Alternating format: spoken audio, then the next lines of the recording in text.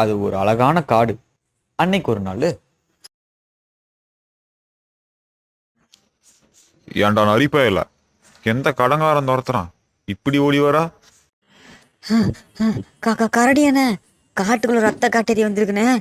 ரத்தம் குடிக்க வெறியோட திரியுது. காட்டேரியா? அது எப்படி இருந்துச்சு? முகம் முழுக்க முடியா இருந்துச்சு. கண்ணு ரெண்டும் நெருப்பு கங்குங்க மாதிரி இருந்துச்சு. வயிற்றுல 4 பழங்க நீட்டிட்டு இருந்துச்சு. அதுகிட்ட மாட்டுனா அவ்வளவா. இப்ப நானும் உங்களோட சேஃபான இடத்துக்கு வந்துடுறேன்டா, ஓடுறாடு. ஆமே ஆத்தி, பையன் பறந்துட்டானே. நான் ஓடுறதுக்குள்ள காட்டேரி போய் வந்துருச்சுன்னா என்ன பண்றது? இதுக்கு தான் உடம்ப குறைன்னு டாக்டர் யானை மாமா சொல்லிட்டே இருந்தாரு. இந்த புதர்ல போய் ஒளிஞ்சுக்குவோம்.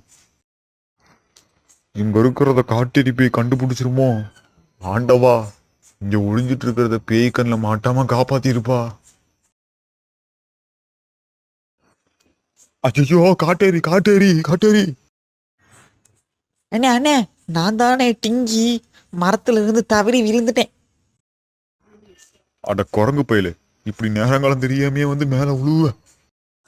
அண்ணே அண்ணே, அது கொல்லிவாய் பிசாசு காட்டுக்குள்ள வந்துருச்சான். அது மரத்துக்கு தாவுதான். நரிப்பையன் சொன்னான். அதான் பயத்தில் வரும்போது உங்க மேல தவறி விழுந்துட்டேன். மடையா, அது கொல்லிவாய் இல்லடா, காட்டேரி.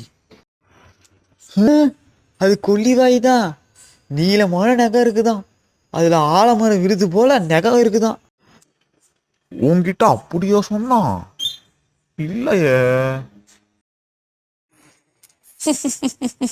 குரங்குகிட்டயும் கரடிக்கிட்டயும் ஆளு இப்போ ஊரில விட்டேன். அவங்க தலை தெறிக்க ஓடுறத பார்க்கணுமே. நாளைக்கு இதே மாதிரி தெரிச்சு விடலாம். அடே நடிப்பையில, இப்ப நாங்க திருக்கி விட போறோம் பாரு.